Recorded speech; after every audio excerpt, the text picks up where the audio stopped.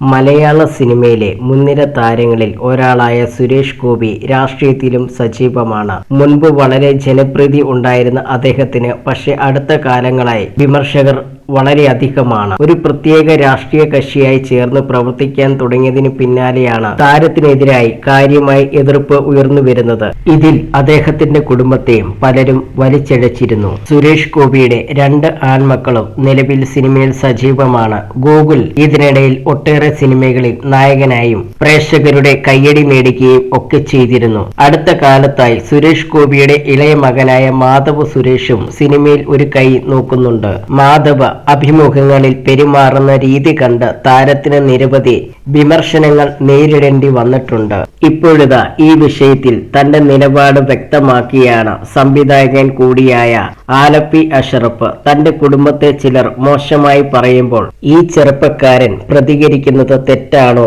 എന്നാണ് ആലപ്പി അഷ്റഫ് ചോദിക്കുന്നത്. തന്റെ യൂട്യൂബ് ചാനലിലായിരുന്നു അദ്ദേഹത്തിന്റെ പ്രതികരണം. ഈയിടെ സുരേഷ് ഗോപിയുടെ ഇളയ മകൻ മാധവ് സുരേഷ് സോഷ്യൽ മീഡിയയിലൂടെ വേദന സമ്മാനിച്ച കമന്റിനെ കുറിച്ച് പരാമർശിക്കുകയുണ്ടായി. നിന്റെ ഭാര്യയെയും പെൺമക്കളെയും എനിക്ക് തന്നിട്ട് പോ എന്നായിരുന്നു ആ കമന്റ്. മാധവ് പറയുന്നു, അത് കേട്ടയുടൻ ആദ്യം തോന്നിയത് അവന്റെ വീട്ടിൽ കയറി അടിക്കണമെന്നാണ്. എന്നാൽ അങ്ങനെ നമുക്ക് ചെയ്യാൻ കഴിയില്ല. ഇത്തരം വൃത്തികെട്ട സ്ത്രീ വിരുദ്ധ പരാമർശങ്ങൾക്കെതിരെ പ്രതികരിക്കാനോ നടപടിയെടുക്കാനോ ഒരു സംഘടനയും രംഗത്തു വന്നില്ല. മലയാള സിനിമയിൽ നന്മയും മനുഷ്യത്വവും സഹതാരങ്ങളോട് അനുകമ്പയും ഒക്കെയുള്ള നടനാണ് സുരേഷ് ഗോപി എന്നതിൽ യാതൊരു സംശയവുമില്ല.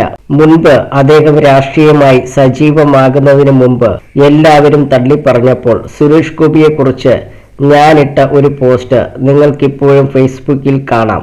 ആറന്മുള പൊന്നമ്മയുടെ കൊച്ചുമകൾ കൂടിയാണ് സുരേഷ് ഗോപിയുടെ ഭാര്യ രാധിക.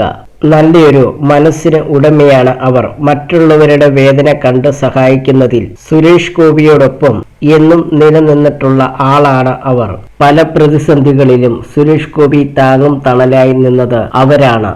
സുരേഷ് ഗോപിയുടെ മകൾ മരിച്ചപ്പോൾ അദ്ദേഹം വിങ്ങിപ്പൊട്ടുന്ന ആ മുഖം ഇന്നും എനിക്ക് മറക്കാൻ കഴിയില്ല. പപ്പായുടെ സ്വന്തം അപ്പോസിൽ ഡോക്ടർ ഗോപൻ എന്ന വേഷം ശരിക്കും ആദ്യം അഭിനയിച്ചത് മുരളിയായിരുന്നു. എന്നാൽ മറ്റൊരു സിനിമയിൽ നായക വേഷം കിട്ടിയപ്പോൾ മുരളി ഒന്നും പറയാതെ ഈ സിനിമ ഉപേക്ഷിച്ചു പോവുകയായിരുന്നു. ഷൂട്ടിംഗ് പ്രതിസന്ധിയിലായപ്പോൾ ഫാസിൽ സഹായം അഭ്യർത്ഥിച്ചത് സുരേഷ് ഗോപിയോടായിരുന്നു. വലിയ തിരക്കിലായിരുന്നിട്ടും അദ്ദേഹം വന്ന് അഭിനയിച്ചു.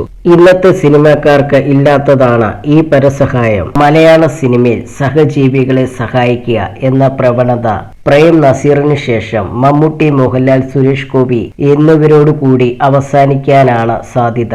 ധ്യാൻ ശ്രീനിവാസന്റെ വാക്കുകളാണ് എനിക്ക് ഓർമ്മ വരുന്നത്. എനിക്ക് സാമൂഹ്യ പ്രതിബദ്ധത ഉണ്ടെന്ന് ഞാൻ പറഞ്ഞോ? എനിക്ക് അങ്ങനെയില്ല. ഇതാണ് ഇപ്പോഴത്തെ മലയാള സിനിമയുടെ അവസ്ഥ.